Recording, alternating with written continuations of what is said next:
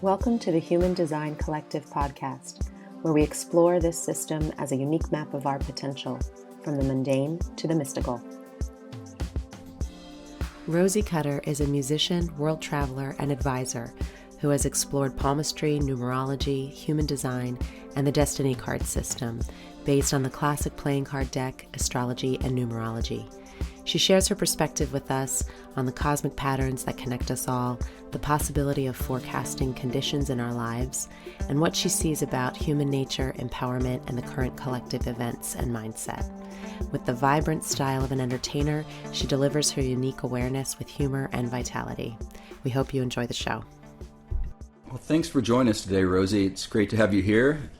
To start with, I'm wondering how you got to the point where you began working with multiple systems and developed practice that you have with clients. I know you do a lot of readings and a lot of sessions with people. So how'd you get here? Trying to figure out my own messed up life. I was adopted, and my parents who adopted me, really cool, really into psychics and fun stuff like that. Like we'd go get our palms read and different things. So my first love was palm reading. And then I got a reading from an astrologer maybe as a teenager, and they were like, hey, you know, you never met your mother. And I'm like, well, how can they know this for my birthday? This is fascinating. Plus, anytime any astrologer ever looked at my chart, they would be like, whoa, like what? What does it mean? Why are you making this face? So I was already intrigued, but Western astrology is very dense and the wording and the language. So I didn't dive super deep into that as much, but I understood this sort of scorpionic Pluto death and rebirth and how intense my chart was full of oppositions. So then when I was about 20, I got flown to Kauai to do speech therapy with autistic children. And there was this lady in Kauai named Milana, and she was good friends with Robert Camp too, who wrote the Love Card, Destiny Card books. And she was giving these readings outside the old Blossoming Lotus there, that awesome raw food place. And it was based on this different system, just a birthday. So I was like, oh, of course I want to get a reading. And it said I was a queen of clubs, which of course I loved. I'm like, yes, I knew it. And it also talked about difficult childhood, things happening at ages 3 and 4 that can kind of change the outlook. And it also said a couple times that I'd be really talented around music, which is a side note. So I got a reading from her, and I was there to do my contract with the autistic kids. And I'm like, oh yeah, I'm going to, hike Nepali, do this. And then I'm going to go to Europe and travel, blah, blah. She's like, no, you're not. You're going to stay here and you're going to be working really hard and making money. I was like, really? And then I ended up securing a lease on one of the only long-term rentals in Hanalei Bay, because it's mostly like $30 million mansions. So I had this house at 20 all of a sudden. And I started living in Kauai for all my 20s. Milana became my teacher. She showed me tons about the Destiny card system. And I started doing it for all my friends and all the guys I'm dating, XYZ. And then also around the same time, I started playing music, mostly because it said I'd be really good at music. Johnny Cash is the queen of clubs, and Cher and Bonnie Raitt. And it said that it would be a good, healthy, emotional steam valve, right? Even if you're not going to do it professionally. But I became a professional musician, and I played with members of the Grateful Dead, Darby Slick, who started Jefferson Airplane. I went on to live in Ibiza, perform full-time, study in Brazil for many years, bossa nova. I became fluent in Portuguese, studied jazz. I became a very successful musician. And I used the astrology as well to navigate where to go, who to work with. And at the same time of me studying the Destiny card system, it kind of allowed me to understand the archetypes of numerology and astrology. So when I started to go back to astrology, it made a hell of a lot more sense. I would recommend the Destiny card system for anybody. It's like a great way for people to get into this sort of world. And then at the same time, there's a huge human design movement happening in Kauai. And so I got into my design, and then it really led me into like creative role model and artist in the now, channel of awakening. And it really made a lot of sense. And boom, Ra suddenly died unexpectedly. And I sold all my stuff and moved to Ibiza because my partner at the time had studied with Ra for 10 years. And he would also go to Ibiza all the time anyway to do music and stuff. So then I got to go and be there with Ambuja and the kids. And, the kids got me gigs and hotels and stuff. And I basically got to immerse myself and hear all these fantastic stories about Ra and everything too. And right around that time, about 10 years ago Skype started happening. And so I'd already been giving some readings, maybe a couple hundred a year. And then when I left Kauai, people were like, hey, I wanted to get another reading. That stuff you said came true. And it like clicked in my brain. I was like, I can do it over Skype and you can send me money and we can record it. And boom, it changed my whole life. So I was doing music, but it was definitely wonderful to start really doing internet readings, not needing to be there in person. And like a snowball, you know, I'm across the unexpected, and Queen of Clubs is like a workaholic. It just kept coming and coming and coming. And I remember in the beginning, I'd be like, well, I don't want to like say no, because what if it ever stops? But it never stopped. Like you guys know, the transits can show us a weather forecast. So it's not like, oh, this is going to happen, but it's more like, hey, there's the tree well, don't fall down it. And so over time, as you know, the readings and the systems are accurate, and then people would buy them for their friends, and it just kind of exploded. So I've done more than 1,000 readings a year for the last 6 years. Wow. And 80% of my clients have never met me in person. And then I go and travel around or do big events in Beverly Hills or Europe and stuff like that. And then I get to meet them for the first time in person, which is also very fun. A lot of people here at Aspen, one of my clients, that's part of the reason I live here. It just became this crazy thing. And it's so accurate. Like, I've definitely drunk the Kool-Aid.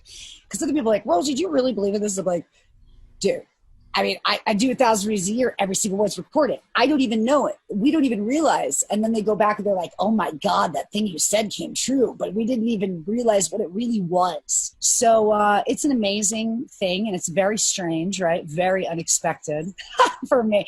People are like, what do you do? I'm like, no, I'm actually a professional astrologer. And people fly me around on jets to go predict their babies and handle their businesses. So it's fun. What can you say?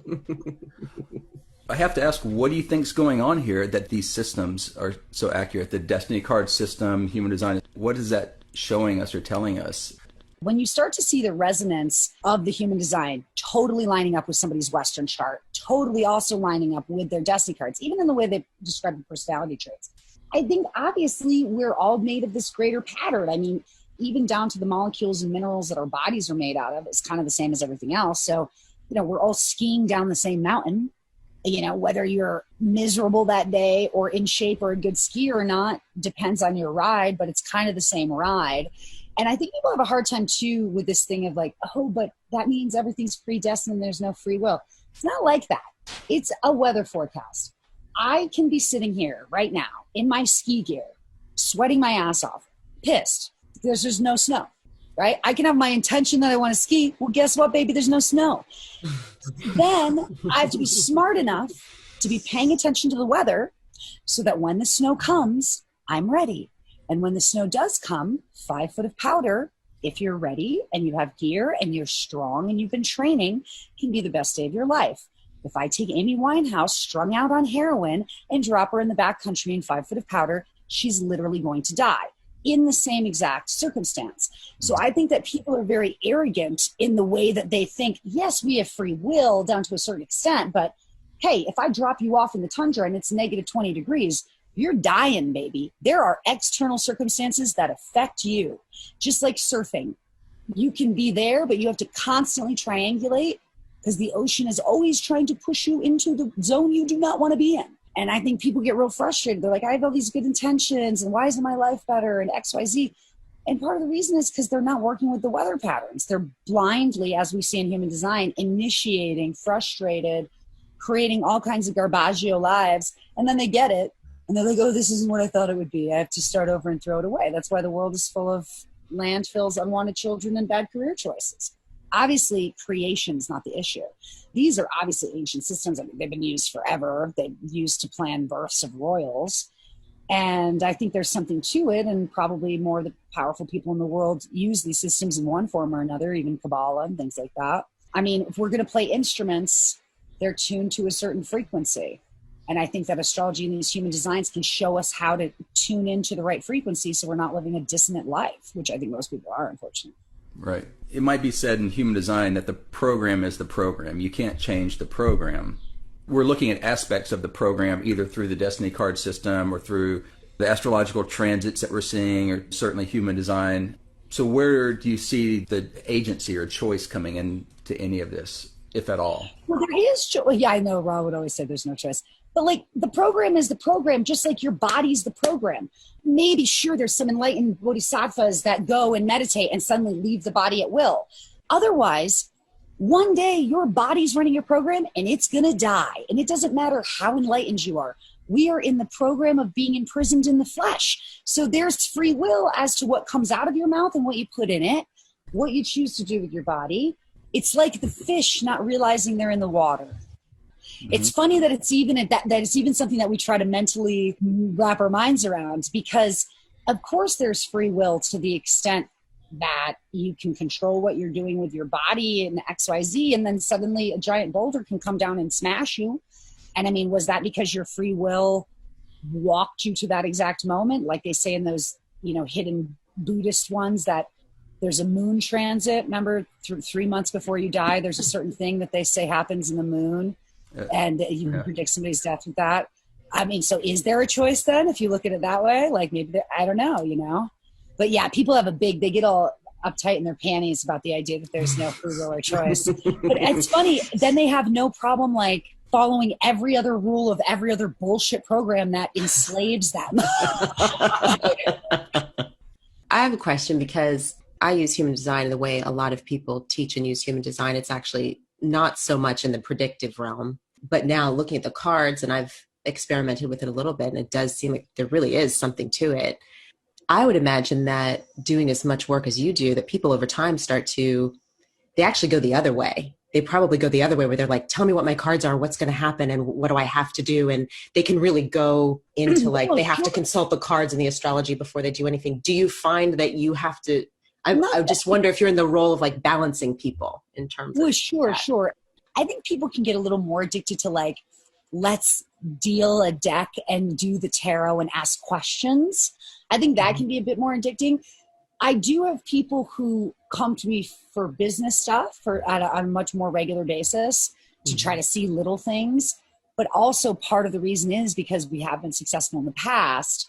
But I am aware, like, sometimes I hate to say, but I have certain clients and it's like, dude, I'm not here to just look up every stupid new guy you meet, because if you're operating incorrectly, these readings are a waste of my breath, because you're just going to keep manifesting the same lesson over and over. Like, it's good to look into, and I love doing compatibility, and it's some of the most fun things because a lot of it can be very heavy. Yeah, every now and then it's kind of like, this isn't the best use of what we really need to look at is your North Node and your Venus and your Pluto, and see why you're still attracting these types of people, as opposed to constantly wanting to look up somebody new. I had that more too back in the day. I'm pure individual in human design. And like, I'm like, no wonder I never gave a fuck. It makes perfect sense, Like, what is it about human design that was unique or that was really impactful for you in terms of like what you recognized about yourself through it? It's so amazing too, because those things where even in a Western transit, like it's a chemical or an internal change. Like, you go through puberty, and because you went through the chemical change, you go through an emotional change. When I saw my design, first of all, my partner at the time was a reflector. So that was very interesting. He was huge into design. So he taught me so much. Me seeing all my individual channels, open root, open head, open spleen, open emotion. I had this house in Honolulu Bay, constantly have people around, want to be tribal all the time. And it would drive me crazy. I wasn't getting enough time alone. So that was the first resonancy of like, oh, I'm actually supposed to be kind of living by myself or have more time alone. Then the creative role model thing was like, I was like, yes, this is the best channel. And it allowed me to really embrace that. And also like sticking out, being a weirdo. I was always kind of a weirdo anyway, but I still would have, realizing the difference of the tribe and the collective. Also, the emotional solar plexus, being open emotional, was a huge opening. But the main thing is that when you see your design, like all those white open centers, even Ra would say, you don't ever have to do anything with it ever again. Your body starts to decondition. And I've been in the design for 10 years now, and it changes the way that I do things, and it changes the way that I experience it, I guess, is what I would say. Where I still have the open head and the pressure to know, but it's not an obsession. It's actually fun. I don't hold on to things mentally. I get away from people if they're at the low end of the wave emotionally. I know what I'm dealing with. Mm-hmm. And it really freed me to be who I really, really, truly was. Also the 2343, the genius freak, made so much sense. So that really helped in music as well as readings and just waiting to be introduced at, because they either think I'm a genius or they can't understand a word I'm saying. Now that I'm so many years into it, it's like, I'm so thankful because like that sort of thing where you go through puberty or something physically happens mm-hmm. and then you emotionally change. It's so linked to these cycles, I mean, the way I do my business, like let's say I need a new place to live. I go to my projector girlfriend. I say, this is what I'm looking for, XYZ. I don't waste my time. I don't beat the streets. She went and found something for me. I thought I wanted to live up on the mountain, right? Open head. But I'm like, I don't know what I wanted. I don't know what I think either. So I told her I'd like this, this, and this. She finds this place for me right on the river. My bed looks at the river. It's right next to the mountain, but I would never have anything like this on the mountain. It'd be like $17,000. I'm like, wait a minute, no. And I don't want to live on the mountain. I don't want everybody coming by at happy hour. So all of a sudden she presents me with something that's more perfect than anything I could have ever understood. And that's the beauty of the design. Like I'm open to that. I lived in Kauai for all these years and everybody's so cool. They go all international, blah, blah, blah. But I had to stay there and maintain the situation. And so I always dreamed about going to Europe. Europe. I had these ideas in my head. I want to go to Europe. And so I got to go to Europe. Rod I went to Europe. But my ex was like, oh, we should go to Brazil. And I'm like, Brazil's full of like favelas and anaconda snakes and super sketchy. Because why? I've watched a couple things on the Discovery Channel. And he's like, no, I've been to Brazil. I go there all the time. I do these big shows. I'll take you down. So, cross the unexpected. I ended up going to Brazil, living there, learning jazz and bossa nova, which is probably one of the greatest musical forms ever. Making more money in Brazil in what I'd considered a poor country because they were on this huge economic upswing which is what they do. They inflated the real. It was 2-to-1 when I was living there. It went from 7-to-1 to 2-to-1. So they were flooding the streets, tons of money in what I thought was a poor country. And I had all these unexpected surprises that enriched my life. And if I had just left it to my mind's decision because I thought Brazil was a certain way, I would have never gone there. And that's what most people's lives are like. They're shortchanging themselves tremendously. Yeah. So human design is like, I always tell people, it doesn't matter what the future holds. If you're making decisions incorrectly, it's like you're standing there at the bar talking about how you used to be a great skier, but you don't ski no more, because people are in the wrong place. So yeah, it's been basically the greatest gift ever. And it's, once again, running so many charts. I'm like, this is so accurate. It's unbelievably accurate. Mm-hmm. The people tell me I show them. I'm reading it from a book. It's not like I'm intuiting this, so it's very, very, very, very special. And yeah, now that I'm in the design, I would say too, open root, open head, that pressure has dissipated a lot. Yeah. I don't advertise. I mean, I don't do anything anymore. Like I don't beat the streets. I don't have to go it comes to you. Well, also too, and I'm busy doing what I love. And I tell people, this is what I do. Hey, I'm a musician, blah, blah, blah. Sure, let me know. But I used to spend so much time running around trying to do everything as fast as possible. Also, I have the 14 too, and a lock would be like, Rosie, don't worry, you're gonna get discovered, but you can't chase after your destiny, and as a musician or an artist, right, you're always like, I gotta, but that whole pressure's gone now. It's so much better. And I would just say, I enjoy being in my head and in my body a lot more, which is, I think, what most people struggle with. You can have a great successful life, but man, it's like the demon in our minds. So yeah, it's been pretty much the greatest gift ever. And it really does help people I think the predictive side of Western astrology and the destiny cards in my practice is further enhanced because I'm introducing people to their design and I'm giving them a few tools at least. Hey, we need to get a new house, open G center. How about we try it like this? And then they do end up with the house of their dreams instead of once again chasing after being in the wrong place and nothing's working. And then we got to move again and spend a bunch of money. And it's helped me so much in understanding relationships and stuff like that. Yeah. Can I ask you more about that? Because I'm looking at your design right now and I'm seeing all the individuality. I'm a pure individual also, as is John. I'm just thinking about all of the sacral generator women that I know. And just the raw power that I see in so many of them. and the clarity of that response, how strong and clear it can be and uncompromising, and how antithetical that is to all the gender programming and conditioning and the way, women are taught to be and whatever. I'm wondering how you experience that in relationship and how you see that play out in relationship. I would say if we called up a bunch of my exes right now, uncompromising might be at the top of the list. The emotional wave thing was really good because, of course, I've distorted the emotional wave of people my whole life and bounced up and down off it. So, and I always love my juicy emotional friends and lovers. But it really helped me enjoy that and be in that. But yes, a lot of volatility. Also, Queen of Clubs. It's like this card has the most difficult emotional relationships in the deck. It's like most unmarriageable. It is so funny. I was like, great, okay. And that didn't mean that I didn't throw myself head first with the 36 gate in the 41 and my son into all kinds of situations. And I could see it coming too. I would see in the astrology, but I still don't do it. And it was great. It's all an experiment. But I would say it's helped a lot for me to realize I've spent a lot of my life living with people, whether it was roommates, partners. Usually I get with a partner and then boom, we're traveling the world or we're living together. Then I realized my 1-3, that need for space, create a lot of conflict or do things so that I could create the space or have my own time.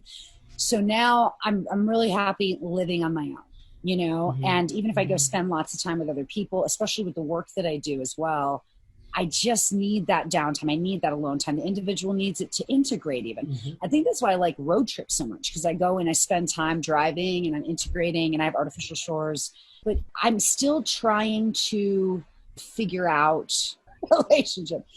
But I do go my own way. I'm always the one that leaves, usually, 14-2.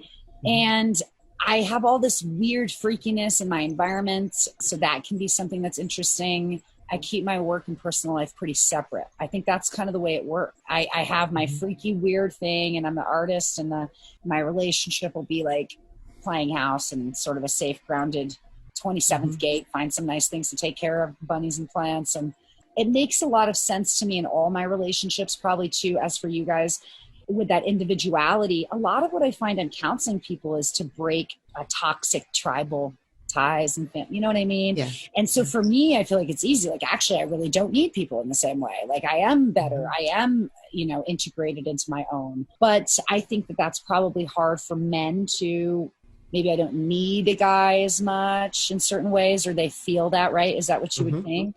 Now that I realize the alone time, I think I can do healthier relationships.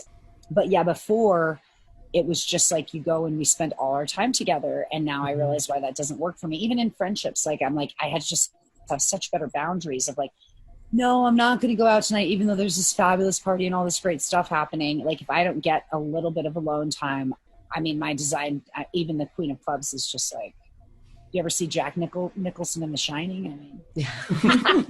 You know what I'm saying? I don't know. But yeah, I had an unusual life where I was allowed to be a weirdo, and especially going to Kauai. I also lived on Orcas Island. I was the art director of a YMCA camp there when I was 19, and they taught us a lot of like theater therapy and high ropes course and all this great stuff. So I was put in a lot of positions that were unique enough that I was allowed to be unique. As opposed to feel like a total outsider. I remember in high school and stuff, like I was with the pup, but I was never fit in. And my genius freak thing too, I'd be like, wow, you guys were just talking mad shit about her and now she's come back to the table. And I would literally like say stuff like that out loud as a teenager. But I was still in the cheerleading team, you know what I mean? So they had to deal with me. It was so funny. But now everybody's like, Rosie, you're the coolest life ever, blah, blah. But it was intense to have that design in a homogenized suburban place, for sure. If I had had music or something, it would have been better, I think. We're talking about your chart. People listening, there have been bits and pieces of it, but you're basically a 1-3 sacral generator, 43-23, 8-1, 214, and then the 10-20. That's the definition, but that individual circuitry there seems to be this intersection between, I would say, if I was to keynote it, individual empowerment through your knowing and not knowing, That's very individual. It's a very mutative frequency. And then there's the whole connection to sound and music. And you can see that your life has basically become an expression of that, at least from my point of view. We were talking about the homogenized life versus actually being fully you. That's what the design allowed me to do. It's almost like I say to people sometimes with the North Node placement, like let's say their North Node's in Leo.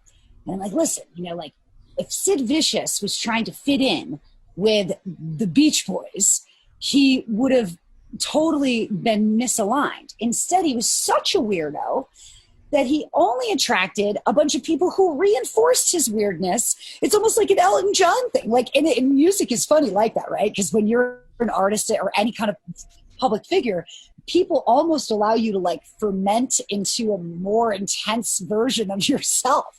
And maybe it's not. Sometimes we can get into a version that we're actually not because of other people's projections. But yes, it really helped me become and embrace it even more to an nth degree. And I worked with kids. I did kids music for years. I would host a lot of shows. Even when I first learned about my design, I was like, I need to bring in way better other musicians because I was getting these gigs where my skill level wasn't there yet. And so by bringing in the tribe and the right tribe, they empowered me to be the super weirdo. And only a place like Kauai, right? Because even in my design, they'd be like, you just need to find the right like community that empowers your freakiness. That was so great, because if I had been in somewhere else, who knows, Yeah. I find it really inspiring, and I think it's a great thing for people to get to hear just what comes through your frequency, because it's so clear there's such a vitality in you. There's such an empowerment just that comes through in your frequency, and you can feel the energy. I can certainly relate to the ways that it can be really difficult to be an individual. It's, that's the melancholy part. There's this sort of constant backdrop of like, I'm never going to fully fit in maybe with anyone, anywhere, not all the way. There's always going to be this uniqueness, this difference, something that's very individual to me. To accept that and not compromise it is to have access to power and vitality and empowerment and the capacity to empower other people. I see a lot of sacral generators, and especially sacral generator women, who have compromised that. And the immediate result of that I see is a loss of vitality. You can feel it through the frequency, and that's a painful loss. And especially around children, right? I mean, for Yes. you, I would imagine, because Yes. even Ambuja is very individual. And she said to me, she'd be like, Rosie, and I'm a night eater and stuff too. And she'd be like, if you go to have children, this whole rhythm of the individuality, and it's good that you have the knowledge though, because a lot of women, or maybe even dads too, maybe they have this sort of a design. They don't realize they're beating themselves up. They think, I must need to go to another workshop and work on myself more because I just can't, I don't feel like I'm, and then it's like, no, actually you're doing a tremendous job. And it's so important for the individual to mutate and impact. But, I always say too, with the individuals as well, or a lot of different things in the design can show that, but it's like, hey, you can either be the guru on the mountain, or those same people are really quick to like burn you at the stake, so the individual has been prosecuted for so long by being in the wrong tribe or the wrong collective. If I go to the #1 punk rock bar in LA and sing them jazz and wonder why they don't like it, it's not the right tribe or the vibe. But once I started playing music full on at 25, it empowered me to also, I don't know what to say, like not kiss other people's asses. So I spent a lot of my life actually being very humble and learning from other people, which I think was good, and had life hand my ass to me quite a few times.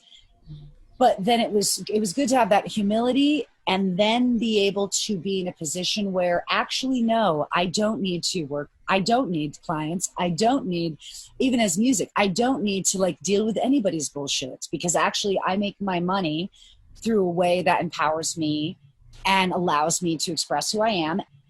A lot of compromise in the homogenized world is through work.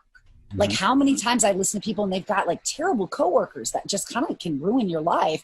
And there's no way you would be around that person if you weren't in the office with them. You wouldn't have just met them. So that's another thing that's interesting that's changing with that North Node in Cancer. Forced everybody to stay at home. The whole work dynamic and stuff is changing, which makes sense towards more individualization in the program backdrop of the whole world, which in a way for me, I'm like, hell yeah, I would rather not, you know? I think it's better for people to not be forced. I always just be like, what I didn't understand myself as much, but I'd be like, not everybody has to be friends, you know, like, because everybody wanted to be at my house all the time and I have all this individual energy and it never stopped, you know, right there at the beach. And it helped me, see how I can position myself so that I can enjoy being with people as opposed to melancholy and totally not self, anger and frustration. I can see the 1-3 process coming through as well. You were kind of referring to a certain humility before, but then building the confidence or the strength through life's lessons, the third line aspect of it. Yeah. And also I have that one thing, the second class ticket, which I always thought was funny. And also that's the same thing as the Queen of Clubs. It's a great thing to have absolutely nothing, because then you realize that you're still okay. Mm-hmm. I think you're naming something really powerful, especially for generators, the way that the work is so important, whatever work you do, but it's for the love of the work. It can never really be for money. I mean, the money is the byproduct. Well, the money is just, we do. trade our time for pieces of paper that we can trade for something that we consider valuable. It's all just, and also too, I was thankful to just have an opportunity to have some crappy job somewhere that I could make money and have a roof over my head. It's fun. But I think that's a certain confidence that I have that other people might not as well, is sometimes due to that. And I do see people sometimes disabled from finding their talents because of having a financial buffer or an inheritance. But then also it's so funny with the design, like I had a great partner for years and he's, financially independently wealthy, but he had the channel of charisma and he loved to be busy all the time. So it was fantastic. He wasn't disabled from it because he had all this other great stuff going on in his design. But a lot of times I'm like, dude, you don't realize that you have something special that's valuable in this world. Also, when you never have to show up and be responsible. I'm sure you guys are working. Drugs, alcohol, and addiction. It's becoming worse and worse and worse and worse. And even having all these people unemployed and this sort of a thing, it's much harder to be a drug addict when you have to have responsibilities and get sober and go to work every day. It's easier to fall into this malaise and all these Neptune squares are happening. And it's great what you're mentioning. It feels very gate 41 to me, which you both have in your crosses. That limitation is the maximization of potential. Right. What you're saying, we can't know sometimes if it's just free reign and there's no structure, there's no limit to anything. We don't actually know what we can do or what's inside us and what could come out and what we could create. And I even find, especially with generators and stuff too, I'm like, dude, the more busy I am, the more exercise I actually exercise. When you actually have a schedule, you take time out for yourself to do the special things. You know what's funny to me, especially lately? I have so many different people. They're dealing with all these health issues. And I'm telling them, hey, you need to sweat 5 days a week and exercise hard. And they're all generators for the most part. Of course, every non-energy being I know is addicted to exercising. And the looks that people give me. And I know I've been there too, because you feel already guilty because you know you should be moving your body and exercising, but it's like an object in motion stays in motion, an object at rest stays at rest. But I'm like, dude, mentally, emotionally, physically, you have to get your lymph going. You have to be exercising. And it's funny to me, the more trippy the world gets and the more the disassociation and the program and the Kali Yuga and artificial intelligence is even more of a need for people to exercise and be in the body. But I get such a pushback. And I'm like, how am I getting a pushback over something that's the most common sense thing in the world? It's incredible, especially for generators. I know I'm manifesting generator. When I lived in Kauai, I got to surf all the time, blah, blah, blah. And then when I was traveling, but then when I moved back to America, I was living in Jackson Hole and I started doing a lot of readings, computer work all the time. And I was still doing yoga and skiing, but it was a different lifestyle. And I gained a lot of weight, and part of the reason I think I gained the weight was doing the readings and not being grounded and heavy foods, cold stuff, cooking all the time. And now that I look back and then I got into, I did a hot yoga teacher training and now I exercise heavily and do stuff all the time. And I'm like, how was my mind even functioning? Let alone what we're doing, helping people, but even regular people, you have electricity in your body. If we plug the phone in to charge it, it's useful. If you drop it in the bathtub, it's destructive. Like, I'm like, are you angry? Are you depressed? Do you need a divorce, or do you need more cardio? Do you need to have an affair, or do you need to exercise and get back in the body and feel good about yourself anyway, you know? Right. So yeah, it's really interesting. I mean, unfortunately, I think people are just going to be leaving the body more and more and more in certain ways, disassociating. People are either getting really healthy or not. I'm wondering if you're seeing this because you're interacting with so many people that are coming to you for consultation. Given everything that's going on in the world, which we've now started to reference a bunch of times, we're in this crazy time. There's so much happening. I'm wondering what you're seeing in terms of how much people are personalizing the ocean that we're swimming in, and how much, and like, what are you seeing in terms of how people are processing? People are offing themselves. Yeah. They had in 1 month in California the amount of suicides they normally had in a year. And that's what they published. How many do we not even fucking know about? Yeah, people are totally personalizing it. Here's a few things that were very positive that I found. So I have a lot of clients, women, kids and stuff, and they're professionals. And now they've been forced for these last few months to be at home with their kids, work from home, the lucky ones. And, a lot of them have said to me things like, Rosie, I always had this anxiety that if I was forced to be stuck with my kids, that I couldn't handle it and I'd totally lose it. And they're like, you know what? I'm killing it. It's fine. I feel great. And they're getting empowered. They have been robbed of the idea that they could educate, that they could feed, that they could cook for their kids. And they're still running, like, I'm thinking of a particular couple of them are like doctors or psychologists. And they can still run their practices and see people, but they're home with their kids and they're not totally overwhelmed, which is like empowering for those women in a lot of ways, right? I also find relationships are actually kind of getting pretty good. Like a bunch of my clients even today are saying to me, thought this quarantine was going to be the end of us. It's actually the greatest thing ever. And I think people are really tired. I think they started to get some rest. Obviously, if the relationship wasn't good, even with this Venus retrogrades and everything happening, it definitely is coming to an end, a lot of shifting. But I think that people are not as much in my clients, but the stories that I'm hearing from them, from their surroundings, people are losing their ability to cope with life and their grip on reality. And I think that people are getting nastier and nastier. This is like the times from the Bible, like, don't engage in this. It's like little black magicians. There's these energies everywhere feeding off this negativity. Mm-hmm. And I think people are getting like nastier and nastier. And it's not going to go back to kumbaya anytime soon. That's for sure. What you're describing seems to be kind of the underlying ripples that are going out into the collective or into our culture and society now through the whole thing with the coronavirus and now the social issues. And it kind of makes me wonder, like, is this all just this continuing unfolding of what Rod described with the cross of planning going away, moving into 2027, and we're just starting to see it, like, and not caring about the tribe anymore, right? And the no meat thing. We're going towards all the synthetic, which, I mean, plant-based diets are obviously fantastic, but I find it interesting that Ra would talk about how we were not going to be eating meat anymore and things like that. And now with the virus and everything, so many animals.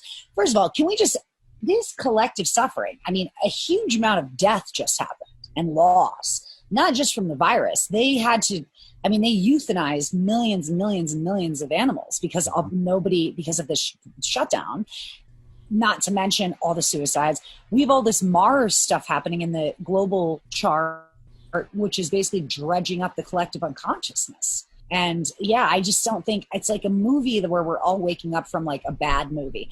I think people just didn't realize how bad it's always been. I mean, This is a human farm, and the fuel is fear. And so now people are waking up to how atrocious it was. But this one guy, Harald Kurtzwelle, he's this cool like German scientist, he said it's almost like a movie just ended. And you know how when a movie ends and the credits are rolling, nobody gives a shit anymore. Everybody's yelling and shouting and blah, blah, blah.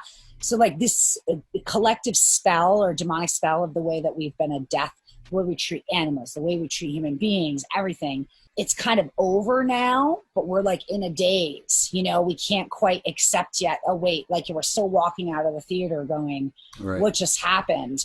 But also everybody's screaming and shouting and like, it doesn't even matter anymore. The movie's over. Do you know what I mean? Like that whole thing of, there is no more planning. There is no more conclusions to draw. Like we're going towards individualization, whatever that means. And sometimes that individualization is people who are already living their entire life connected to a computer, connected to a video game, connected to a virtual reality. So, I mean, this has already happened for lots and lots of people, you know? Yeah. And it doesn't seem like it's going to go easy across the board. You know, there's a lot of people who are digging in and like, you know, not accepting it. I've had a couple different conversations with people lately or seen them out online or somewhere where they were literally saying, they're using like the terminology of like the collective and that things are becoming too individualized and we need to go back and we need to get back together. And you can like literally hear it in the conversations and the discussions that this is not going to be an easy transition for them. And, you know, I have to recognize that we've got 3 pure individuals here on this podcast today. And it's like, we're all like, yeah, individual. Burn it down. This is our life anyway. So, you know, what's new? Welcome to my world. Yeah, no, it's true. And actually that's the same thing of Pisces going into Aquarius. I mean, Pisces was all about the community. It's also delusional. It's also codependent and confusing. And now we're going into Aquarius, and Aquarius is not just, it's not brotherhood. It's cold. I mean, has anybody ever dated an Aquarius? You know, it's detached. I mean, even just the, I know, that's why I said it. You know, it's detached. Even the incredibly sharp rise in homelessness that I saw over the past like 10, 15 years of traveling, especially in the cities in America. But it's an overwhelming, we don't care anymore. And it's almost like it's so overwhelming that we can't. You have to be numb and blind to it in a certain way to protect your own sanity. But it is very cold. The age of Aquarius is technology. You know, remember Uranus was Kronos' father who eats his own children. And I'm like, what did you think you signed up for? Have you ever studied comparative religions? Because none of them say this is the good place. You know, the Christians believe that the devil is the ruler of this world and has been cast down here. The Jews believe the Messiah hasn't even come back yet and things are going to get exponentially worse until he does. The Hindus believe we're in the Kali Yuga. The 9-star key from Ishikushi, which is a great numerology system in Japan, believes that we're going into a great age of fire in 2032. Ding, ding, ding. You know, that's why I'm like, even some of the stuff of Don Ruiz or the 4 Agreements, one of the things he would say is, you know, you have to be vigilant and strong against the parasite that lives in your mind. Mm-hmm. And feeds off of fear and negativity. Mm-hmm. People don't realize what they're up against, actually. Mm-hmm. And yes, it all seems very bleak and gloomy to all these kumbaya, tribal, la la la people. But guess what? You have to meet reality where reality's at. If there is a giant flood coming, you can stand there and say, this flood is not here, and get swept away and die. And guess what? You can do more work on the planet than dying and having to come back again. But people want to stand there and do that. Like, I'm acknowledging there's a flood coming and I'm going up the fucking mountain. And I've been telling people that forever. And I have all the Scorpios, I'm all, you know, and it's like, oh, Rosie, you're so dark, blah, blah, blah. And I'm like, well, maybe if you were a little darker and you were a little more astute, we wouldn't have 80% of all the people I talk to have been sexually molested because their parents were living in a la-la land and weren't really super aware. And those things can happen even when you are aware. But I think with good people, like, we're oblivious to the fact that actually exists. We just had a kid here get snatched in Colorado. They're still looking for him just a few towns over, like a 3-year-old boy from his front yard. People need to be aware that the flood is coming. And also, too, I mean, this is why this will take care of the population agenda in a lot of ways too, because the ones who want to go down kicking and screaming, the ones who want to poison themselves and consent to whatever kind of poisons are going to be rolled down the line. That, I mean, it's happening. I don't even think the population is at what they say it is anyway. There's a lot of things that say that it's actually less, and the fertility rates are plummeting in Western countries. So your motivation is innocence, your view or your perspective looks like it's possibility. And so possibility is based on you're seeing what you're here to see in the environment. So as you're looking at 2027, the changes that we're discussing, you're talking to so many people, what are the possibilities that you see that come up in terms of where this could go or what could happen? I mean, it's Gattaca. There is definitely some positives, but you know what the positives are going to come out of? Individualization and protecting your own ass and your family. Because right now, there's lots of people who are just accidentally happen to be in a city that just got looted and burned and rioted, even though they didn't want to have anything to do with that. And now their possibility is not very nice, is it? Because they were around the wrong tribe or the wrong collective. If people really want to protect themselves, they're going to need to put their own interests first. And they're going to need to go to places where there's not huge amounts of people, because it's actually, this collective is only going to get more and more out of control.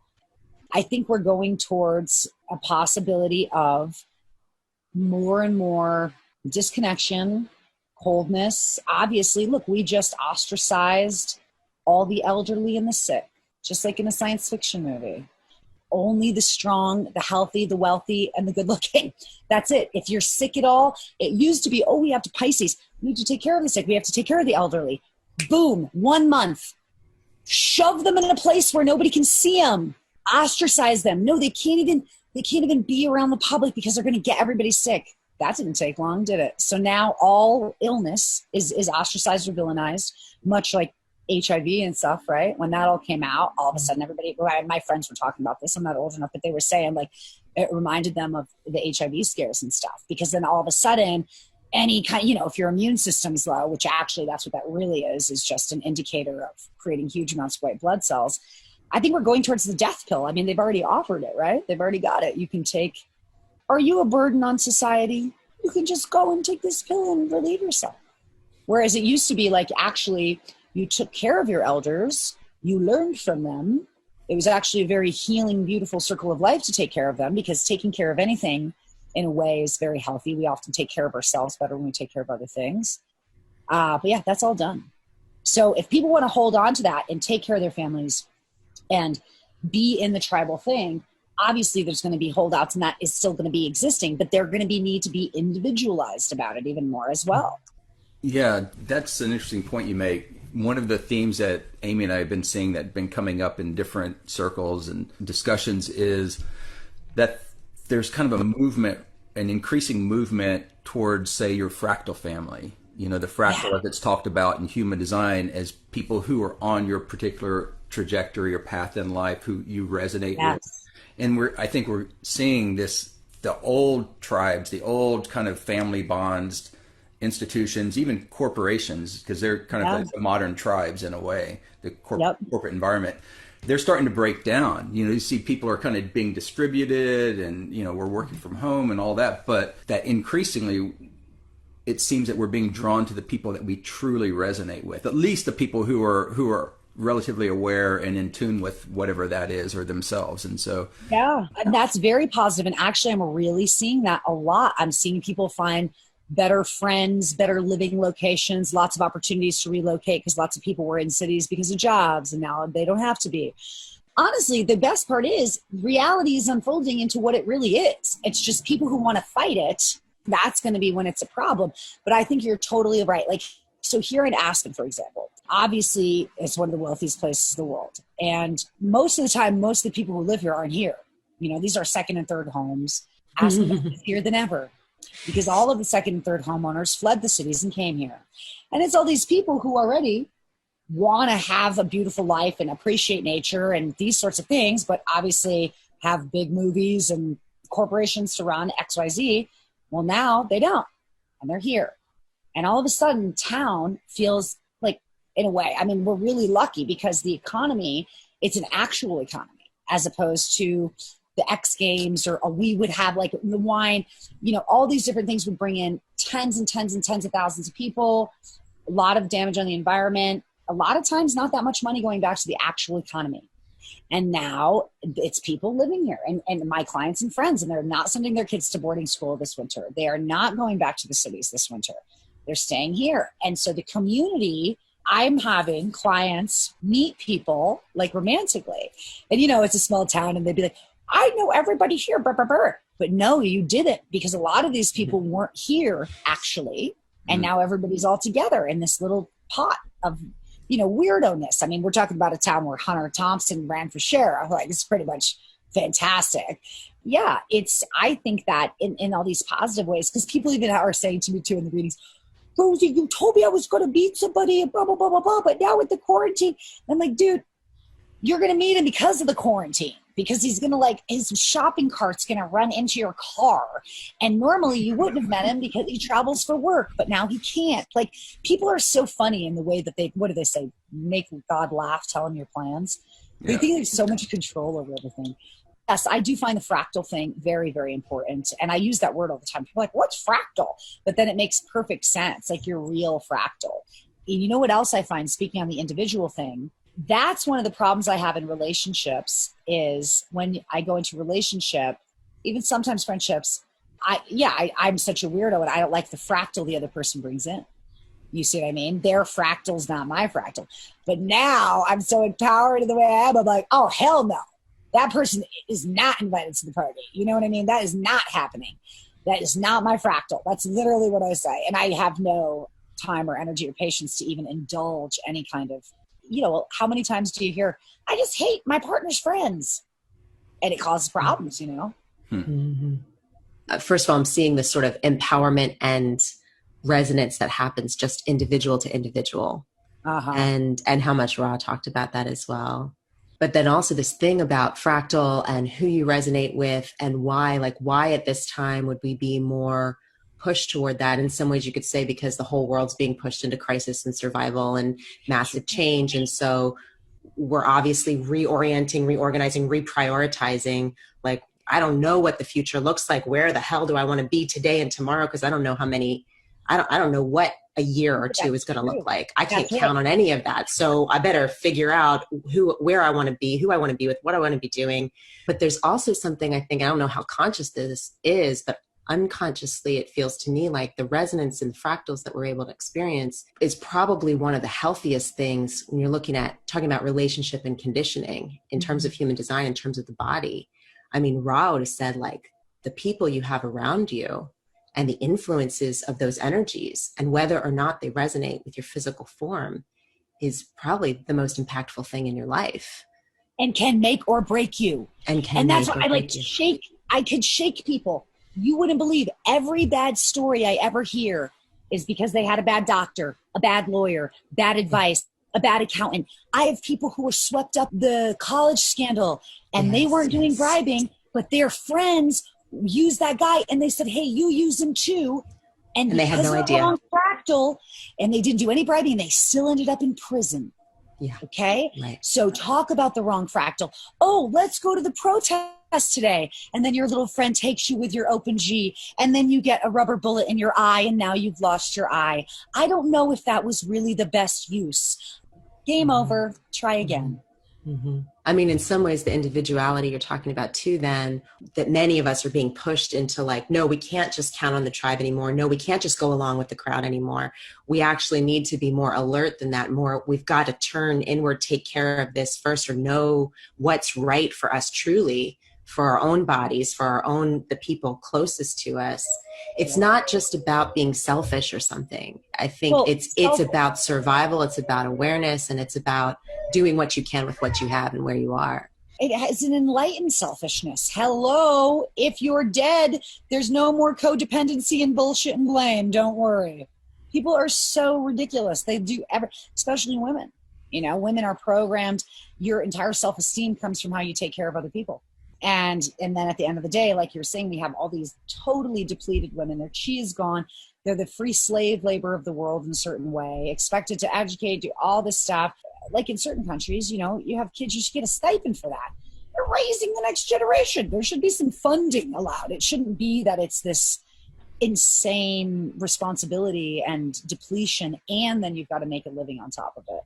It brings up your 27-1. We've talked about this before, where the keynote of the 27-1, it's a gate in the sacral center, so it's potentially a generator gate. The keynote is selfishness. And it goes back to what you're saying is the correct orientation for generators is let's focus on oneself first. And the 27-1 is really speaking that, saying, if I can take care of myself and use my energy correctly in a way that's good for me, there is a sense of real caring, gate 27, can be expressed.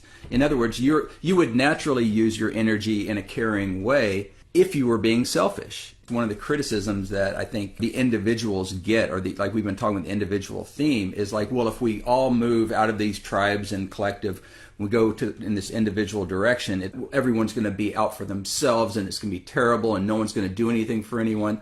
It's simply not true. I don't think it works that way. There is a movement towards the individual, but I think that there will be a natural sense of goodness or caring or something that just comes as a result of someone being satisfied and living a meaningful life and wanting to then share that with others on some level. Yeah, I can't even believe it's a discussion. Hello. I mean, if the king and the queen were diddling around with every jerk off in the kingdom, they would never be able to make bigger decisions for the entire kingdom. And then the entire kingdom is screwed. People are, never underestimate people's self-destructive tendencies either. These are patternings and programs and archetypes. People don't want to let go of their victimhood and their martyrdom. I do everything for everyone and I'm never taken care of. That's an identity that people attach to. But yes, so I have the 27-1 in myself. And I've been in a caretaking position for most of my life. My parents adopted me. They adopted 3 disabled kids after me. I'm a queen of clubs. I've always been of service in certain ways. And it was a very unhealthy way. So the queen of clubs is always like, it's all good until it's not good and everybody get the hell out. It's like I had to learn boundaries. The only way that I can do what I do is because I have those boundaries. I have friends trying to call me all the time over like piddly little bullshit. And if it's self-inflicted, I don't have much sympathy. And it's like, no, I have a career and I'm successful because actually I don't sit around and listen to a bunch of people talking about shit that I don't care about, that doesn't matter, because I just need to fill the time. That's why I can go and hold space for people and give readings. And that's why people who have practices and families and not self and don't have the design or something, they're really good people who have a lot to offer. And like the Sigmund Freuds of the world, they can turn into complete monsters and manipulative and all these things and passive aggressive because their needs aren't getting met, but yet they're taking care of everybody else. And it becomes just one big old pot of misery. And I think that's probably why I'm successful too, is when I got to know my design, I'm like, yeah, I'm selfish, I'm self-absorbed, I'm in my own little world. And then other people would always be like, Rosie, yeah, how can I be more like you or something like that? And it's like, yeah, you need to be self-absorbed if you want to go play an instrument. If you want to go learn a language, right, you need to be self-absorbed and spend time on yourself. One of the greatest things, Doris Lessing, she had these lectures. And, she was huge. She was a king of hearts. She left her kids to be raised by her husband. Only king of hearts will know that. And she was a huge leader in the communist movement, right? Then she got out of it. And she had this great lecture series. And one of the most poignant things she said was, she was talking about how we are puppets for this collective shift in consciousness that happens. So how can the values of the collective be so shifted? So in the 1950s here in America, we had the McCarthy trials, and somebody could accuse you of being a communist and they could absolutely ruin your career. They could bring you in front of a tribunal. They could actually throw you in jail over these collective, everybody's agreeing that this is what's going on. And a mere 10 to 15 years later, people are burning their draft cards, burning their bras, and saying, screw you to the government. And in the 1960s or 70s, no kind of McCarthy thing would have ever worked because the collective perspective had shifted in a mere 15 to 20 years. But for the poor individuals that were swept up in that shift and had their entire lives ruined because they happened to be around the wrong fractal of people accusing them of being communists because maybe they just didn't like them, that's ruined their entire life. And it's just like, I see that so much with people. Yeah, I'm like, wow, they've got you arguing over who's the better slave master over your dinner, guys. Amazing. The plan has really worked. Everybody gets the life they deserve. That's one of my favorite phrases. And if people choose willful ignorance, fine. So that's what I see as the possibilities. Only the strong and the healthy will survive. It goes to show why money is more important than ever too. I hate to say, but like if you were just stuck somewhere in a fire-looted city and you can't suddenly leave, once again, that's how, we keep people repressed by keeping them poor because they don't have freedom of movement. Before we run out of time, I want to make sure we do talk a little bit about the destiny card system. It has a really interesting past and history, and I know most of the people listening to the podcast are somewhat familiar with human design and astrology, but probably not destiny cards. So could you tell us a little bit about what it is and then how you work with it? Yeah, so I I use the Destiny card system. It actually is the original use of the 52 card deck in the tarot. So the Destiny cards predate the tarot. It's always been a birthday calendar. And we can have a little infographic that you put up. But before Napoleon in France legalized the playing cards, they were always gypsy, Roman. They were illegal. And people wanted to gamble and stuff, but it was outlawed because it was always for divination and fortune telling. And Napoleon was obsessed with the system. He had a famous card reader named Mademoiselle Lenormand. She has the Lenormand method. You know, this is all historically accurate figures. And she used to do all his readings for him. And so he had the brilliant idea to let the French people start to play games. And France, of course, they're so like naughty, right? The French were like, we'll legalize the cards. And that was the first place. It was very taboo. And all of a sudden he let the French people play pinochle, poker, whatever, inundates them into his society. And now think about how strong the archetypes of the playing cards are. They haven't changed in thousands of years. I have books from 1,000 years ago from China that show the playing cards as a divination system. It's all over Egypt. And we're super addicted to gambling, Vegas, all these things, but actually the real meaning is kind of forgotten. So it's in the Bible. It's a little book of the seven thunders. I have a lot of articles on my website, destinycardproducts.com about it. Robert Camp has amazing, historical information about it. But basically, it is this birthday calendar. And like I said, when I moved to Kauai, I kind of came across it, and it totally resonated with my Western chart as well. So each day has a card. And so my birthday, April 22nd, is the Queen of Clubs. The year doesn't matter. The day before me is the King of Clubs. The day after me is the Jack of Clubs. It follows this beautiful mathematical rhythm. So then you can look at each year of your life and you have a numerological forecast for that. Every Queen of Clubs at 5 years old has the same numerology. How they choose to play it out is different.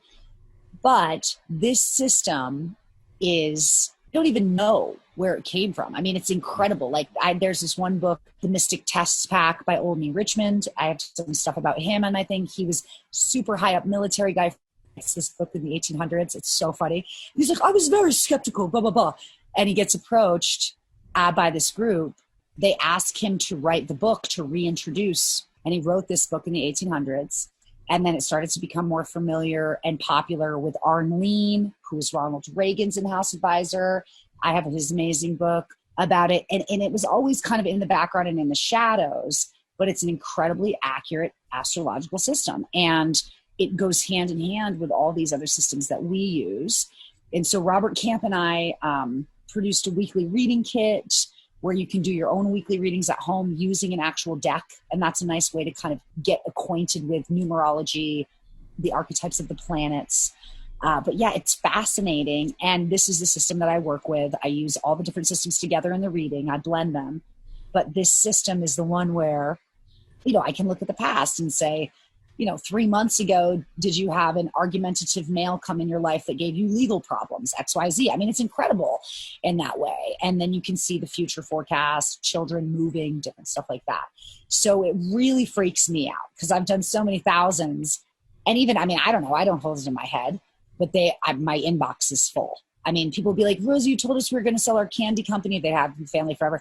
They had no intention of selling it. Somebody came along and offered them 10 times what it was worth, right? To the point that they couldn't even refuse it.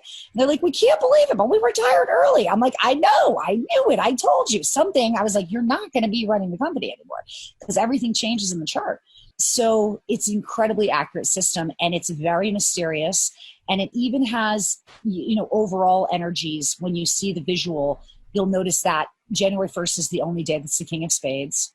Spades only come in the beginning of the year. Most birthdays are diamonds and clubs, which would be Vata energy, clubs, intellectual energy, knowledge, and then diamonds, money, values, the material world. Hearts don't come until the very end of the year, which is emotional energy. I love looking up famous people. I think it's a good teaching tool too, right? Because we can kind of see how their life played out in the human design too. It's so fun to watch people's designs. But yeah, you could just go look up any of your favorite celebrities, find out their destiny card. And it's, Brad Pitt is a king of hearts. Angelina Jolie is a king of diamonds. And so is Robin Wright Penn and Sharon Stone.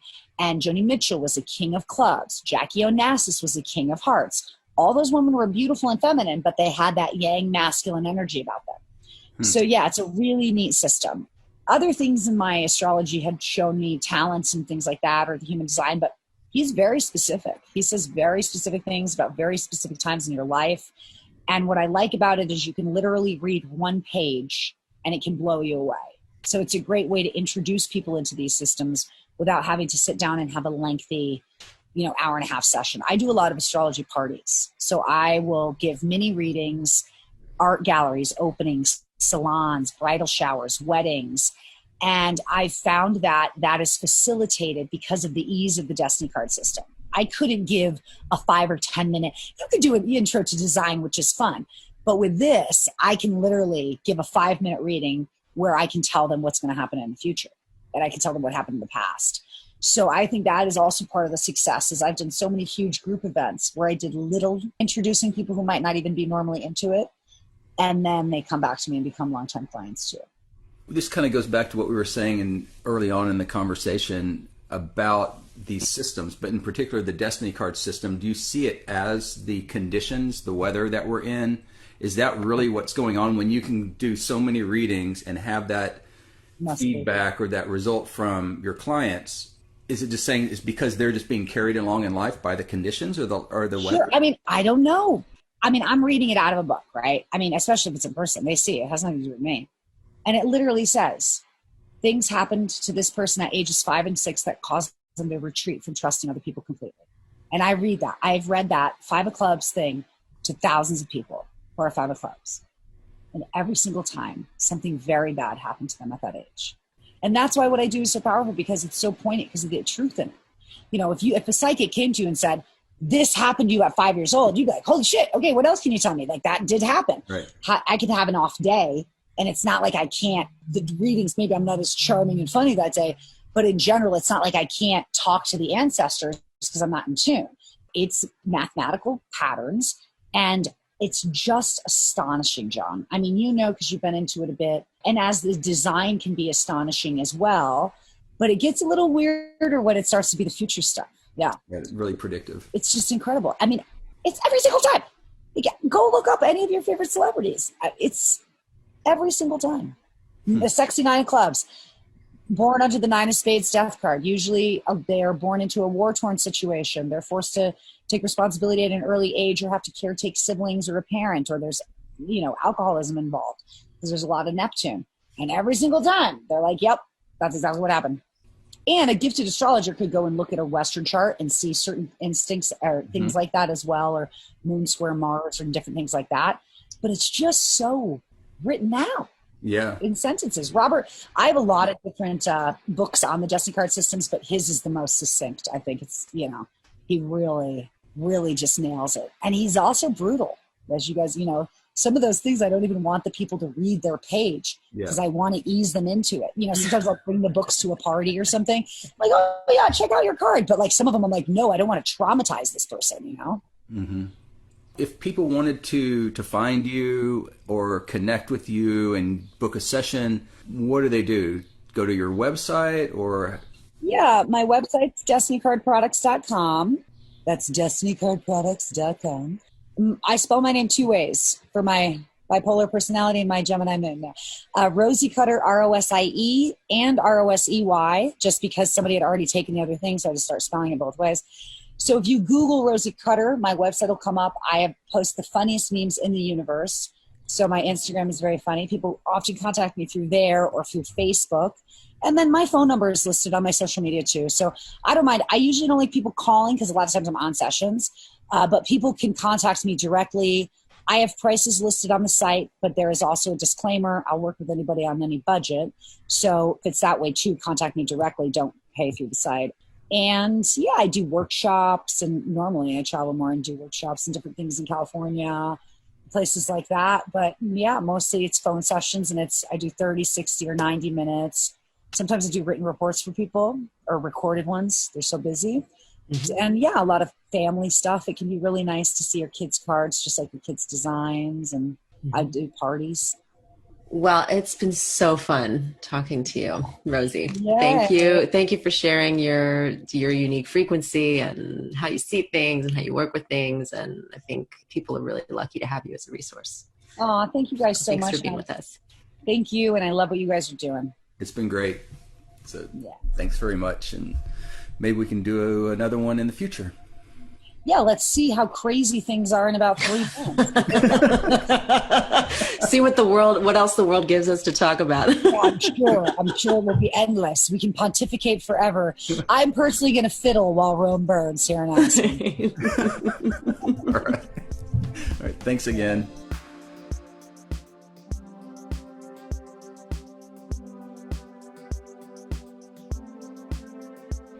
Thank you for listening to the Human Design Collective podcast. If you enjoyed the show, please review us and share. For more information about us and to connect with others on this experimental journey, please visit us at humandesigncollective.com. You can also learn more by exploring our course and workshop offerings at courses.humandesigncollective.com. Music for the Human Design Collective podcast, courtesy of Role Model. For more information, see the show notes. And please stay tuned for more upcoming episodes on the same channel.